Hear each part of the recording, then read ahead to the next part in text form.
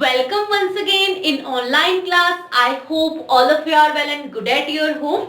In previous class, we discussed on Bohr's atomic model for hydrogen atom, postulates of Bohr's atomic model, as well as significance of Bohr's atomic model, in which we discuss on the stability of an atom, calculation of radius, calculation of energy of an electron, as well as calculation of frequency and wavelength for transition. Okay, now we are going to discuss another significance of Bohr's atomic model, which is line spectra of hydrogen. Okay, first of all, what is line spectra? Line spectra क्या होता है? The emission spectra of atoms in the gaseous phase, they emit light of only certain specific wavelength with dark spaces in between them. Okay तो basically जो line spectra है वो emission spectra होता है atoms का in the gaseous phase and the atoms emit only certain specific wavelength की light को emit करते हैं with dark spaces in between them, और उनमें क्या होंगे? डार्क स्पेसेस होंगे, और these are called line spectra और एटॉमिक स्पेक्ट्रा, और इन्हें कहा जाता है लाइन स्पेक्ट्रा या atomic spectra because the emitted radiation, अगर एमिटेड रेडिएशन की बात करें, is identified by the appearance of bright lines in the spectra, और जो इसमें एमिटेड रेडिएशन होगा उसको आइडेंटिफाइड किया जाता है by the appearance of bright lines in the spectra, and this is the line spectra. Line spectra क्या है? एमिशन स्पेक्ट्रा है एटम्स का in the gaseous phase. They emit light of only certain specific wavelength with dark spaces in between them. These are called atomic spectra or line spectra because the emitted radiation identified by the appearance of bright lines in the spectra. Okay, then moving to the line spectra of hydrogen. Okay, so on passing electric discharge through gaseous hydrogen, the H2 molecule dissociates and produce energetically excited hydrogen atoms which emit electromagnetic radiation of discrete frequencies. Okay, so जो gaseous hydrogen है उससे electric discharge को pass out करने पर वो H2 molecules हैं dissociate हो जाते हैं और प्रोड्यूस करते हैं एनर्जेटिकली एक्साइटेड हाइड्रोजन एटम्स को जो इलेक्ट्रोमैग्नेटिक रेडिएशन को एमिट करते हैं ऑफ डिस्क्रीट फ्रीक्वेंसीज, और जिनकी फ्रीक्वेंसी क्या होती है? डिस्क्रीट फ्रीक्वेंसीज में वो इलेक्ट्रोमैग्नेटिक रेडिएशन को क्या करते हैं? एमिट करते हैं. Okay, and the spectral lines, there are a series of spectral lines in the hydrogen spectrum. जो एक हाइड्रोजन स्पेक्ट्रम है उसमें सीरीज ऑफ स्पेक्ट्रल लाइंस होती हैं and they are given name after the name of discoverers on the basis of experiment, और उन lines को उनके डिस्कवरर के नेम पर नेम दिए गए हैं on the basis of experiment. Okay, so from the Bohr's atomic model we know that there are energy levels in the atom. एक एटम में क्या होते हैं? एनर्जी लेवल्स होते हैं. These energy levels are given numbers 1, 2, 3 up to infinity. An atom has infinite numbers of energy levels. एक atom में infinite number of energy level हो सकते हैं, और जो इलेक्ट्रॉन है वो फिक्स्ड एनर्जी लेवल्स और सर्टेन पाथ्स में ही क्या करते हैं? मूव करते हैं, as we know from the Bohr's atomic model. Okay, so जो ट्रांजिशन होगा इलेक्ट्रॉन्स का वो इन्हीं एनर्जी लेवल्स के बीच में होगा, राइट? जिन एनर्जी लेवल्स में इलेक्ट्रॉन मूव कर रहे हैं उन्हीं एनर्जी लेवल्स में क्या होता है? इलेक्ट्रॉन का ट्रांजिशन होता है. As we know from Bohr's postulate that electron get excited when he got an energy, अगर वो एनर्जी को उसको मिलती है कहीं से, अगर वो फोटोन के रूप में एनर्जी को लेता है, then energy the electron excited from the lower state and goes up to the higher state. तो वो क्या होता है, इलेक्ट्रॉन को फोटोन के रूप में एनर्जी मिलती है, वो एक्साइटेड होता है और हाई एनर्जी लेवल में जंप कर जाता है। ओके, सो जो जंप करेगा उसके बाद जो हाई एनर्जी लेवल से लोअर एनर्जी लेवल में अगर जो वापस लौट के आता है इलेक्ट्रॉन, तो उससे क्या होता है, फोटोन का एमिशन होता है। तो वही क्या कहलाएगा, ट्रांजिशन कहलाएगा। सो this is the figure showing the transition of the electron in the hydrogen atom.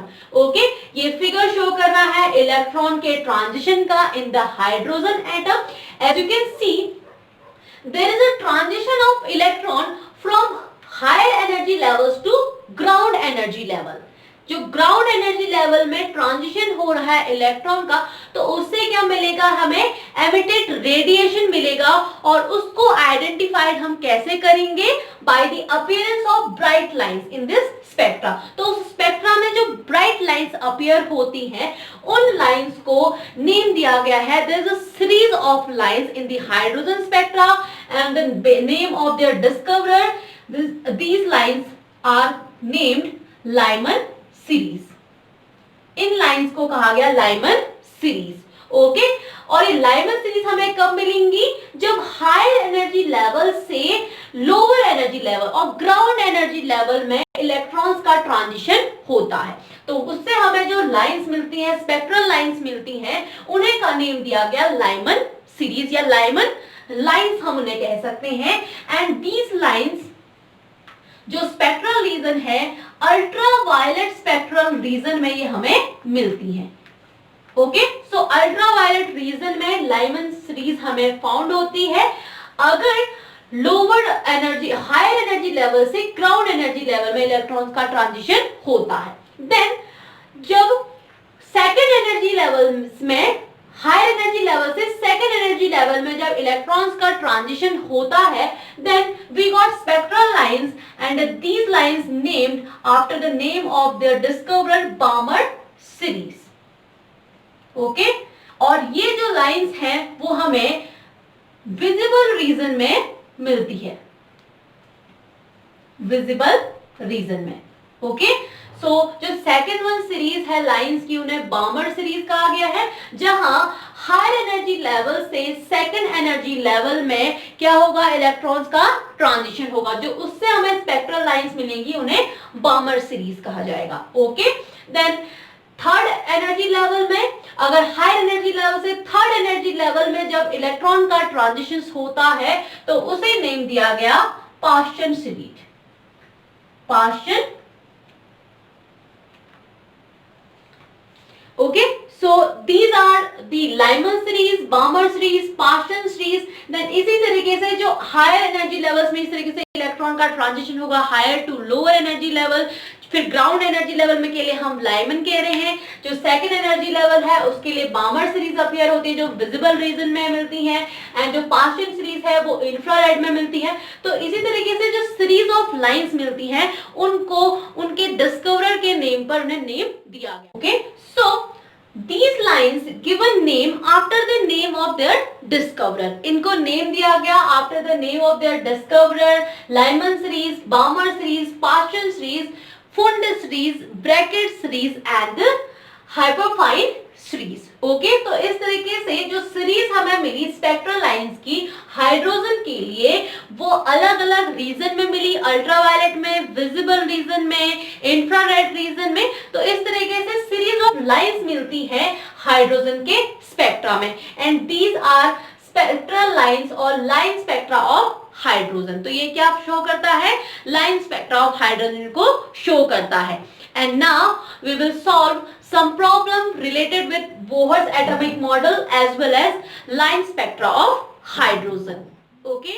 Now we have a problem that which state of the triple ionized beryllium has the same orbit radius as that of the ground state of hydrogen atom. Okay, so question को अच्छे से समझ लेते हैं।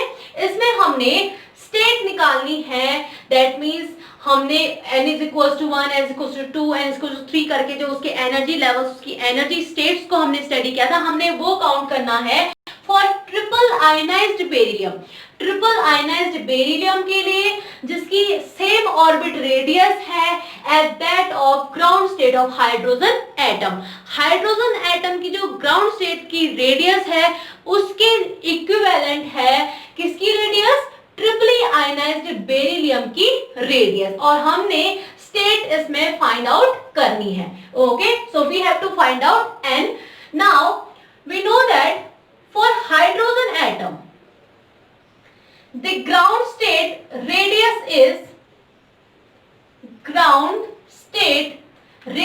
is given by an expression for hydrogen atom, say R1, this is h square over 4 pi me square.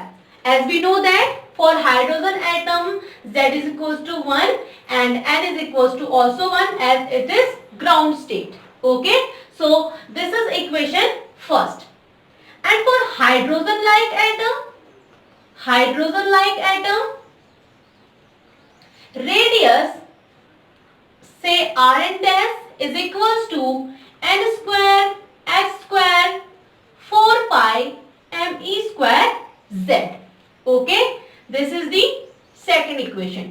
Firstly हमें पता है hydrogen atom के लिए ग्राउंड स्टेट में उसकी रेडियस होती है R1 is equals to h square over 4 pi me square, and for hydrogen like atom Rn dash is equals to n square h square over 4 pi me square z. Okay, so on dividing equation 2 by equation 1, so equation 2 से equation 1 को divide करेंगे, we get Rn dash over R1 is equals to n square by z. Okay, h square से s square cancel out हो जाएगा, 4 पाई m से 4 पाई m, और इस तरीके से e स्क्वायर से e स्क्वायर कैंसिल आउट हो जाएगा. We get Rn dash over R1 is equals to n square over z. Okay, so as there is given that same orbit radius होगी, तो same orbit radius that means Rn dash is equals to R. This is given. Okay, so we get n square over 4 is equals to 1. From this we get n square is equals to 4. That means n is equals to 2. Okay, so n is equals to 2. N is equals to 2. That means at state n is equals to 2, the orbit of triple ionized beryllium has same radius as that of ground state of hydrogen atom. Okay, so second वाले जो orbit है उसके लिए same होगी किसकी radius? Triply ionized beryllium की radius और ground state के हाइड्रोजन एटम की radius. Okay, so this is the problem related with the calculation of radius. Calculation of radius हमने कल किया था, तो उसी से रिलेटेड एक प्रॉब्लम है.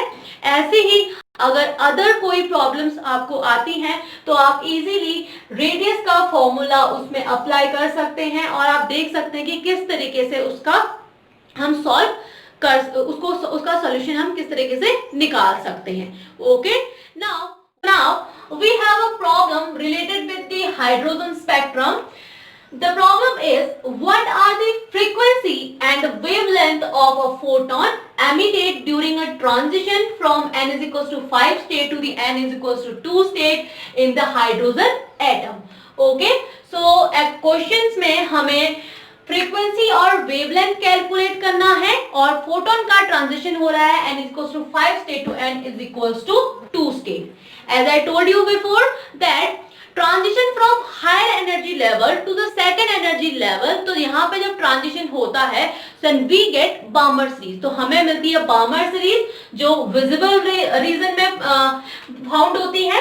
Okay, so from question we get initial state which is equals to 5 and the final state NF which is 2. And energy of emission, as we know that delta E is equals to RH within bracket Ni square minus Nf square.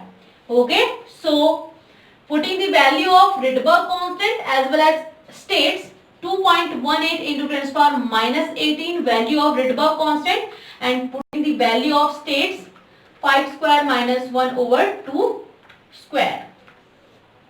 Okay, so now on further simplifying, we get 4.58 into 10 to the power minus 19 joule. This is emission energy. जो emission energy है वो हमें मिलेगी. Now from Bohr frequency rule, the frequency of photon, emitted frequency of photon, Bohr frequency rule, nu is equals to delta E over h, where h is Planck constant. Putting these values, mu is equals to delta E 4.58 into 10 to the power minus 19 joule over 6.626 into 10 to the power minus 34 joule second. This is value of Planck constant, and we get frequency of emitted radiation. Okay, so this is 6.91 into 10 to the power 14 hertz. Okay, so half part question का solve हो चुका है. हमें frequency मिल गई है, तो wavelength हम easily calculate कर सकते हैं. Okay, as we know that frequency is equals to, अगर फ्रीक्वेंसी की बात करें, this is equals to c over v, sorry wavelength हम कैलकुलेट करेंगे सी ओवर न्यू से, where c is speed of light which is equal to 3 into 10 to the power 8 metre पर second, and mu is equal to 6.91 into जो हमें अभी calculate किया है plus 14, and this value gives 434 into 10 to the power minus 19 meter, or we can say 434 nanometer. Okay, so we get wavelength also. अगर हम सबसे पहले एनर्जी को निकालते हैं, बिकॉज बोहर का जो फ्रीक्वेंसी रूल है उसके according frequency is equals to delta E over h. H Planck constant है, वो हमें गिवन होता है. एंड डेल्टा ई हम कैसे निकालेंगे? स्टेट्स के ट्रांजिशन के हेल्प से. रिडबर्ग कांस्टेंट की वैल्यू हमको पता है, तो वो वैल्यूज पुट करके हम सबसे पहले एनर्जी निकालेंगे, एमिशन एनर्जी निकालेंगे, देन उसकी वैल्यू हम फ्रीक्वेंसी रूल में पुट करेंगे. We get frequency of emission.